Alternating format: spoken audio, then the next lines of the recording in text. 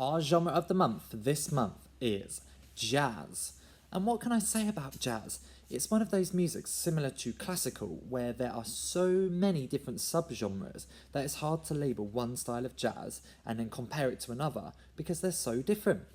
Now, jazz started by combining early brass band marching music with ragtime and blues, and it originated in the African American communities of New Orleans during the 19th and the early 20th century, so over in America in the southern states. Jazz music has always been a form of entertainment, so much like classical, it's entertainment music rather than something that will go out of fashion, and so people listen to it more than they dance to it. After the Depression of the 1920s, people wanted to dance, so small jazz bands took on more instrumentalists and became known as big bands or swing bands. Big bands were able to perform in large ballroom spaces to huge audiences, and swing dancing became an incredibly, extremely popular pastime, so people would go out to ballrooms to dance. The music was heavily arranged with bands where they would have saxophones, they would have trumpets, they would have clarinets, they'd have drums, pianos, guitars, and it produced a fuller sound than that produced by earlier Dixieland jazz bands, simply because they had more musicians. So, what is most commonly perceived as jazz? Well, you might think of it as the bebop music that emerged in the 1940s, which shifted it from the dance music to more of a popular music, which was introverted and challenging with faster tempos, chord-based improvisation. The music was a lot more improvised, so people were making up their patterns based on chords and melodies. Cool jazz followed this with a smoother flowing sound before the emergence of free jazz, where all laws and boundaries of performance were broken.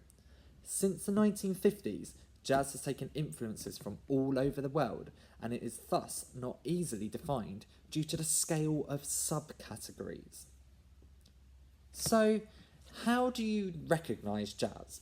Well, a big band would have 16 or 18 different instrumentalists, including saxophonists, trumpets, trombones, piano, bass and drums.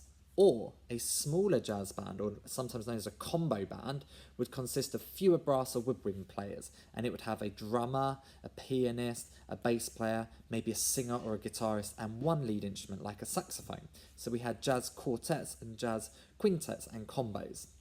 The name swing comes from the phrase swing feel, where it's where the offbeats are accented and emphasised, so 2 and 4, so 2, 3, 4, 1, 2, 3, 4. So this needed a strong rhythm section that drives the band and embeds the groove. Over the top of this, you would have soloists who often improvise quite virtuosely. There were syncopated melody lines, which means it's quite offbeat, and a walking bass line. So you might see a double bass going ba-dong, dong, dong, dong, dong, dong, dong, dong. If there's a singer, they might sing the verse, but then they might do some scatting, like da ba doo da ba ba ba ba ba ba doo ba doo ba da ba doo ba da ba ba. Someone that was good at this was Louis Armstrong or Ella Fitzgerald. It's worth checking out these people. The music might combine polyrhythms, and lots of the songs were from the American Songbook, so they're sung by many famous people, including those big band crooners that you might have learnt about.